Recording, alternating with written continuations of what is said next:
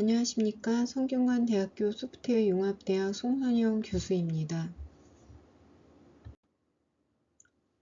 4차 산업혁명과 고객 데이터 플랫폼, 고객 데이터 플랫폼의 활용과 보안에 대해서 11차 시 진행토록 하겠습니다.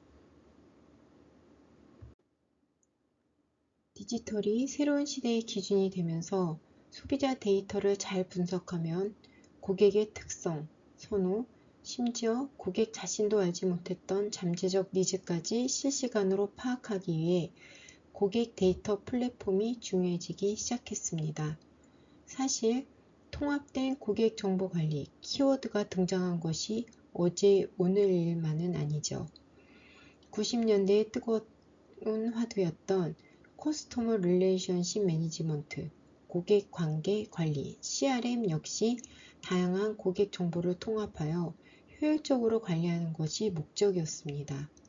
CRM은 고객 관계 관리를 지원하는 반면 CDP는 고객 데이터 관계 관리를 지원한다고 할 수 있습니다. 고객 데이터를 수집한다는 점은 같지만 CRM이 고객 대면 상호작용을 구성하고 관리한다면 CDP는 고객이 해당 기업을 찾은 경로나 제품 및 서비스 내에서 어떻게 행동하는지 등 고객 행동에 초점을 맞추고 있습니다.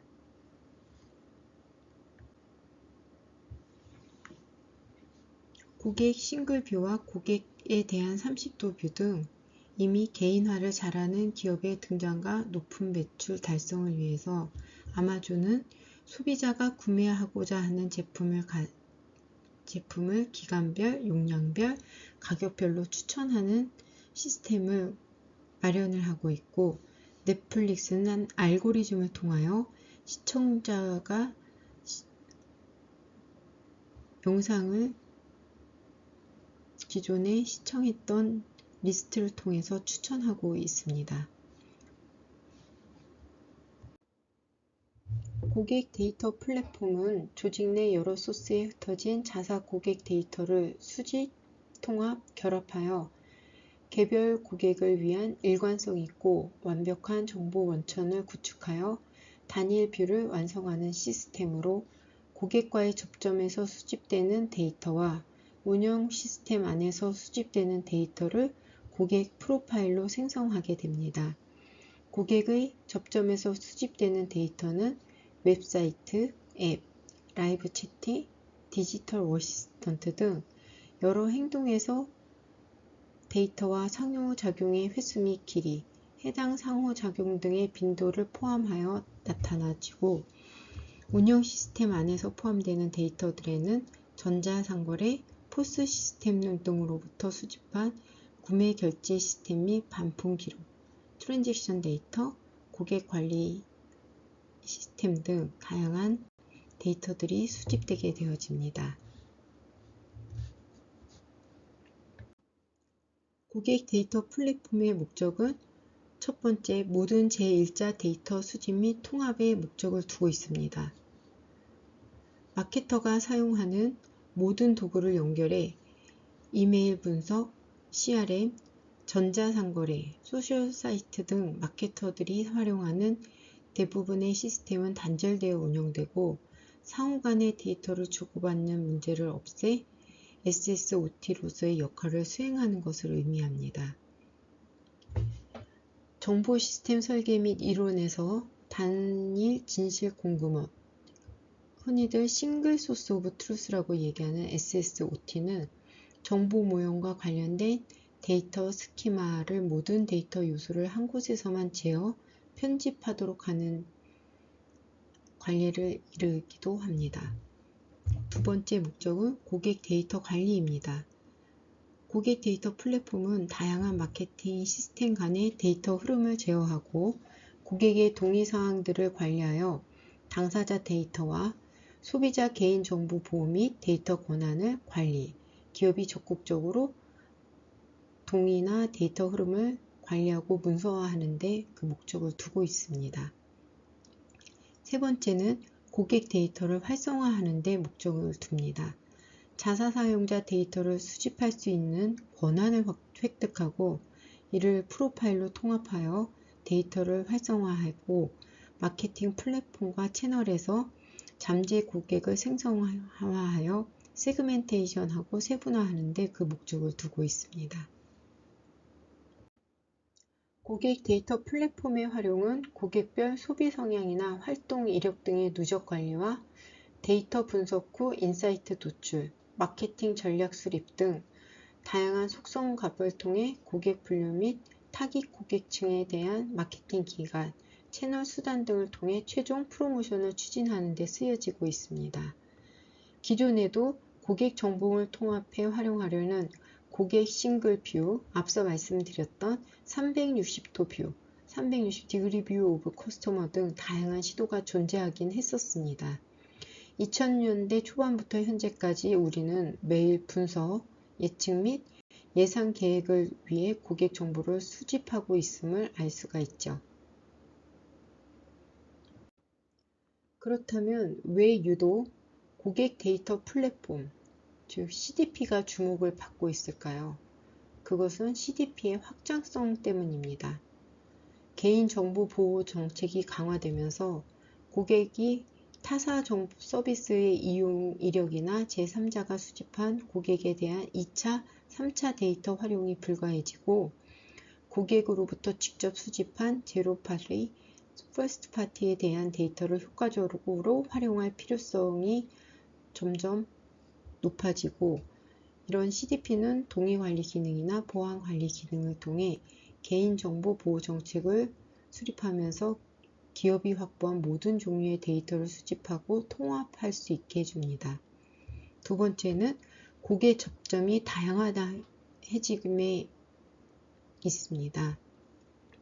오프라인이나 온라인에서 기존에 구입한 제품을 고객에서 2차나 3차 광고를 진행하는 쿠팡의 예를 들을 수가 있고요. 결제 및 마일리지 적립 이력 등이 활용 가능한 데이터로 고객 식별이 안 되고 있다는 그런 문제점도 제기되고 있긴 합니다. 휴대폰, PC, 패드 등 3개 이상의 디바이스 및 10개 이상의 플랫폼을 통한 제품 구매 서비스에 이용이 되고 있고요.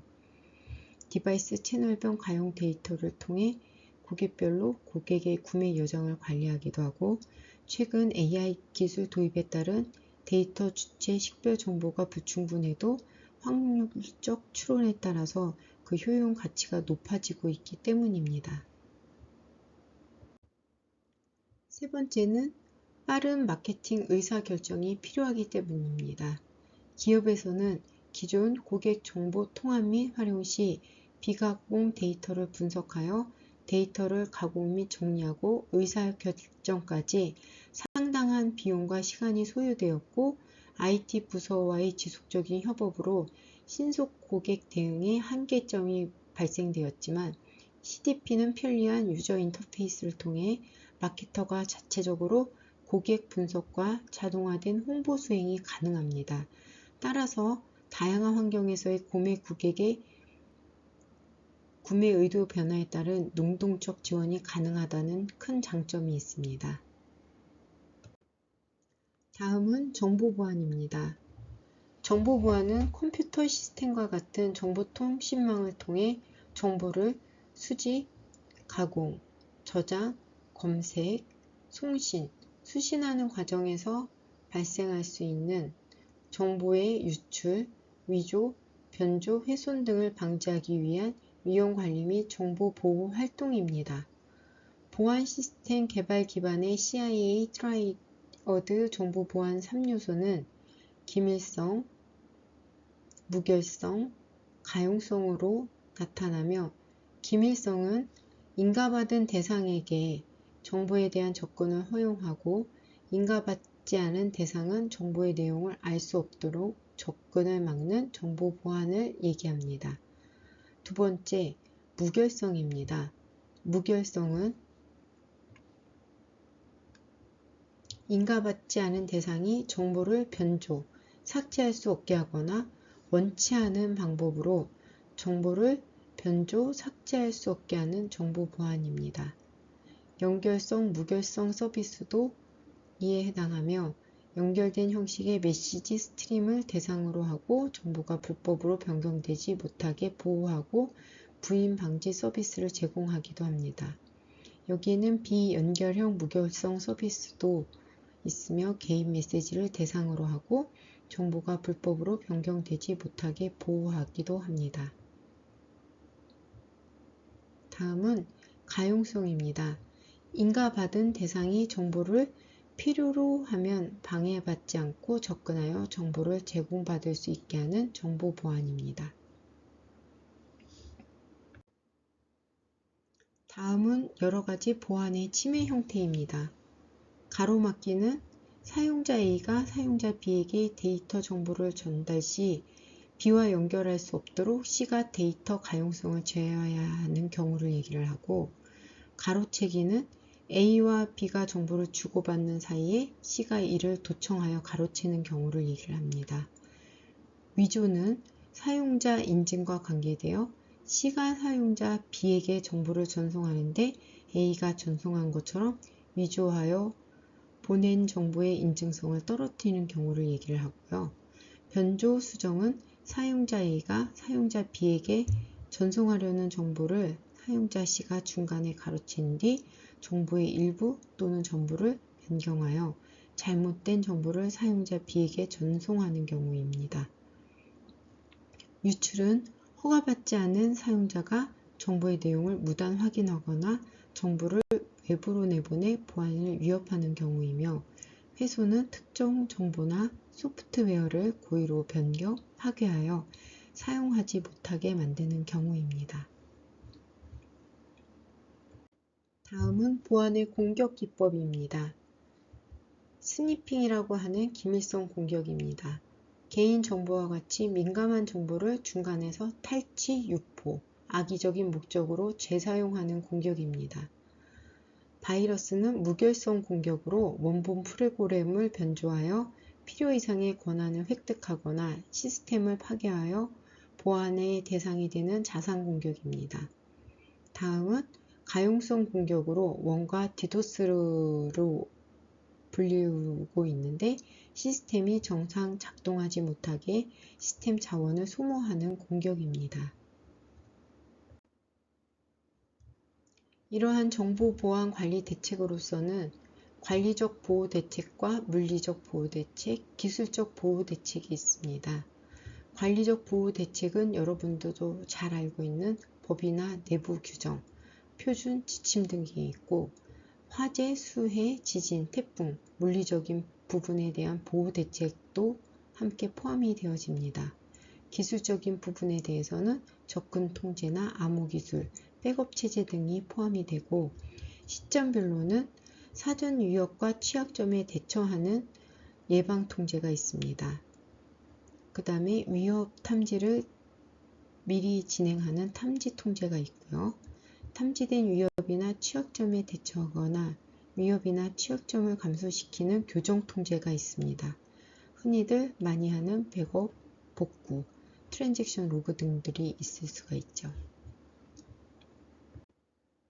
관리에서는 운영체제 시스템 로그와 DB 로그를 취합하고 분석한 리포트를 통해 관리 상황을 신속하게 보고하는 감사와 리포트 보고 등이 있고, 정보 보안 시스템을 분석하여 장애 및 침해 사고에 대한 대응책을 개선을 마련하는 대응 및 개선 부분도 있습니다. 또한 모니터링 및 감지를 통해 지속적인 침해 위협을 감지하고 식별하며 침해 징후를 발견하면 이메일 등을 통하여 상시 통보하는 시스템도 진행을 하고 있습니다. 보안 운영 관리 시스템을 설계하여 위험 및 취약점을 관리하는 예방 시스템도 있고, 보안 네트워크를 설치한 후 통합 보안 관리 시스템과 연동하여 비정상적으로 탐지되는 패킷을 감지, 분석하면서 데이터 유출을 사전에 방지하는 관리 대책도 마련을 하고 있습니다. 지금까지 고객 데이터 정보와 정보 보안에 대해서 설명을 드렸습니다.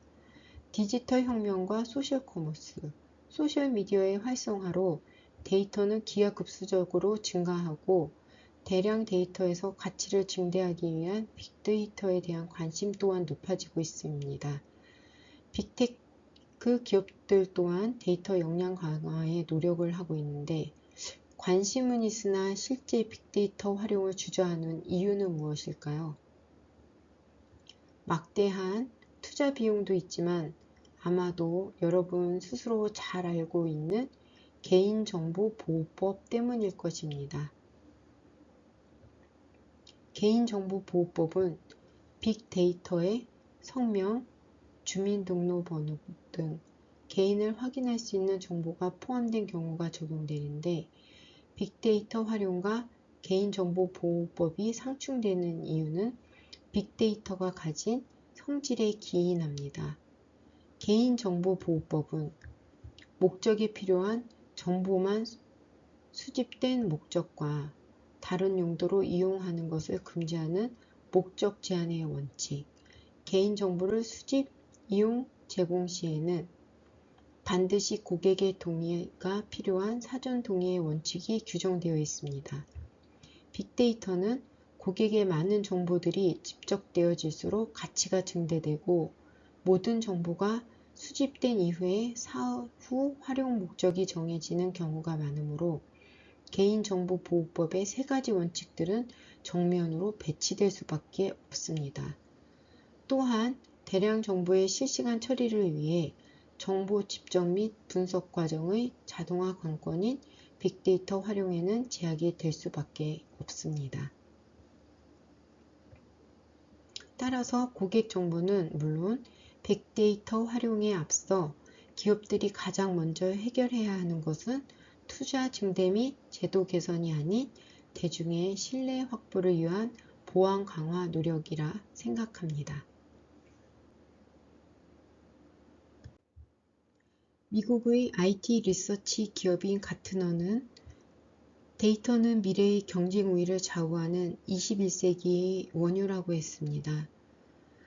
고객 정보는 물론 빅데이터 활용에 앞서 기업들이 가장 먼저 해결해야 하는 것은 투자 증대 및 제도 개선이 아닌 대중의 신뢰와 확보를 위한 보안 강화 노력이라고 생각합니다.